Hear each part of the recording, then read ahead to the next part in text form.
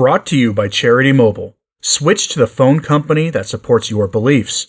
All plans start under $50 before taxes and surcharges. Use promo code TRADITION at CharityMobile.com for a special offer. Of evil bishops, and I use the word evil very carefully, who get away with things flagrantly.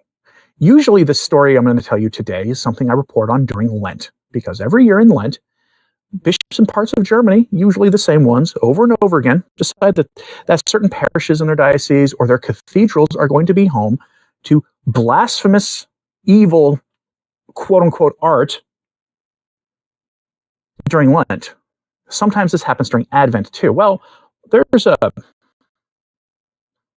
figure responsible for this every year who's decided to get an early start. Can't wait for Advent, I guess, to commit this heinous acts of depravity in the church property. So we go here to the Catholic Conclave blog, who reports, under the headline, "Bishop who thinks a crucified frog is art opens exhibition showcasing Mickey Mouse as Christ in a Pieta parody." There's the picture. He opens anniversary exhibition at Graz's Cultum. And this image makes his evil intent all the clearer, says the bishop.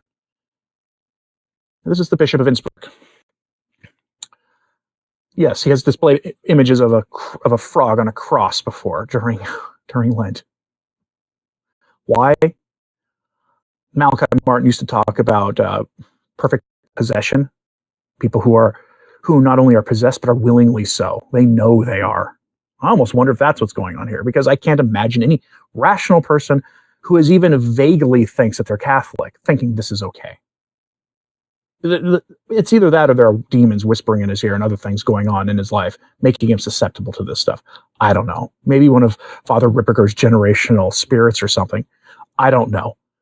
But there's something deeply wrong with that bishop. He is on, if there was a top 5 list of figures in the church that Pope Leo could have gotten rid of within the first week of him being named Pope, he'd be near the top of that list. Right up there with James Martin. But no. This bishop is just going to flaunt decency and do this stuff right in full view of God and the world. And every figure in the church who could stop him, but nobody ever does. Power and healing powerlessness of images is the central theme of the exhibition. God has no museum. Aspects of religion, contemporary art, says the Bishop of Innsbruck. This is the programmatic title, the anniversary exhibition at Graz's Cultum, which was opened by Bishop Hermann Glettler on Friday evening. The bishop responsible for art and culture in the Catholic Bishops' Conference addressed the, quote, power and healing powerlessness of images. In 10 sequences, the Bishop of Innsbruck acknowledged the 10 sections of the exhibition marking the 50th anniversary of the Graz Cultural Institution and concluded, one cannot escape the dramatic arc and fascination of this anniversary exhibition, nor can one escape the highly energetic setting here in the Minaret Monastery, which has established itself in recent decades as a truly different place for the church. This is a picture of another piece of art he has done by a way called CrossFit. What you're seeing are corpuses from crucifixes.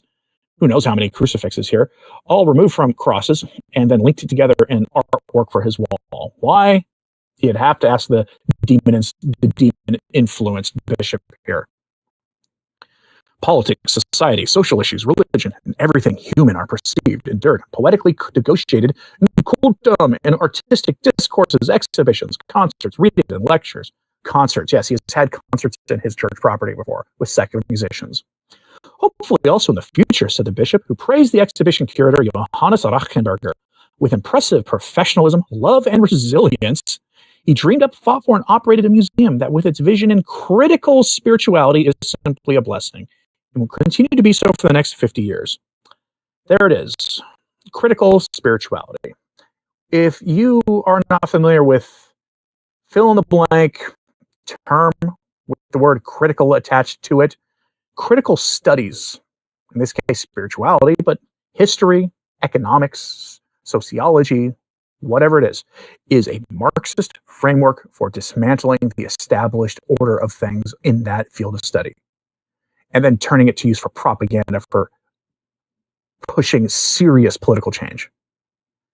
And in this case, This is a active dismantling of Catholic spirituality, or at least an attempt to, very ham-handed attempt to, and implementing a new, more inclusive, dare I say, synodal idea of Catholic spirituality. This bishop, I am certain, thinks he is engaging in synodality by engaging with the world to learn some wisdom from the world and dialoguing and accompanying and blah, blah, blah, blah, blah. That's synodality, a bunch of nonsense. It says, clearly religious works are extremely rare in contemporary art, but there are many references, traces, hidden or obvious visual codes in the vast resource of contemporary art, the bishop stated. The power and healing powerlessness of images is the theme of the anniversary exhibition, Glettler continued. By showing wounds, an empathetic look at the countless wounds of our time is provoked, and at the same time, in paradoxical logic, a glimpse of glory is possible. The exhibition spaces of this new museum would miraculously make insight and transformation, inspiration and reconciliation tangible. The bishop described the cultum as a place where there is sufficient space for believers, seekers, and doubters. In a time of unstoppable image tsunamis, live streams, and constantly triggered image nervousness, the impotence of familiar, iconographical, reliable works of art is evident. In other words, classic Catholic art is not up to the task. He describes it as impotent. It's not up to the task. It's too weak to handle the current environment. The bishop pointed out at the beginning of his speech, adding, in this exhibition, we enter spaces of discourse and longing. We witness the ongoing debate about the true image and are confronted with a whole palette of ironic refractions of familiar pictorial motifs. In other words, this is a synodal process. They love them some synodality because it allows them to do the most heinous evil things. They get away with so much. Will the Pope do anything about this? I wouldn't take the bet that he would. If I were a Vegas odds maker, I would put it at real low chance. Like if you placed a financial bet on him doing something on this, and then he did something to stop this, you'd make a fortune. That's how that's how low of your chances are of something happening. These are the people that are tolerated.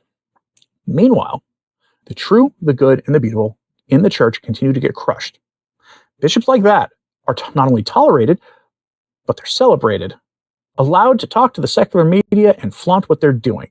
While across the West right now, bishops are announcing the crushing of further traditional Latin masses, and doing so by saying that they are implementing Traditionis Custodes, a document that the Pope could, with a snap of his finger, end right now. He could issue a one-sentence memo that says, he could call it an apostolic exhortation if he wanted to, or a motu proprio, but one sentence long, saying, Traditionis Custodes has no binding force, neither do the documents that accompanied it, and we are now restoring the status quo of Summorum Pontificum by this date. Signed Leo the 14th. That's all it would take. But instead, bishops are implementing Traditionis Custodes, finishing it up. And I have every single week for the last 2 months had to give the news to you about another place that's happening. Why? Because they think they can get away with it. Or they think that that's what Rome wants. And there hasn't been any signal to the counter about that.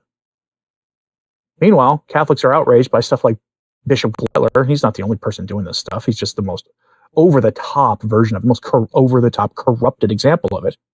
He gets away with this stuff, celebrated by the secular media. I went back when I was reporting this past Lent on whatever abomination he did in his cathedral, and I found stories of Bishop Glettler doing this going back to like 2018 at least. Don't think about that. Every Lent, some other unspeakable thing. He had be very careful with this one. He had a depiction of our Lord having a certain kind of depraved act performed on him in his cathedral during Lent. Nothing happened to him for this. And nothing will happen to him either from this latest outrage. And this is why I wrap up every live stream and every video telling you to pray for the church and to pray for anybody I spoke about negatively today, because their souls are on the line. Our blessed Lord tells us that those who teach the faith will be held to a higher standard. And when you read what the Gospels and read what St. Paul's letters and read what the doctors and saints of the church talk about when they talk about judgment. They make it sound like every person's judgment is going to be pretty hardcore. And now imagine this very hard standard our Lord gives to us being worse, a harder standard for those who teach. So pray for Bishop Glettler before it's too late for him. Pray for the Pope. Pray for anybody else we spoke about today in a negative way. They make it all too easy to make you mad at them. Instead, take that inclination of anger and turn it to something productive, like praying for their salvation. Let me know what you think of this in the comments, please. Hit like and subscribe. If you haven't, it does help. Sharing this on social media helps too. And as always, pray for the church. I'm Anthony Stine. Ave Maria.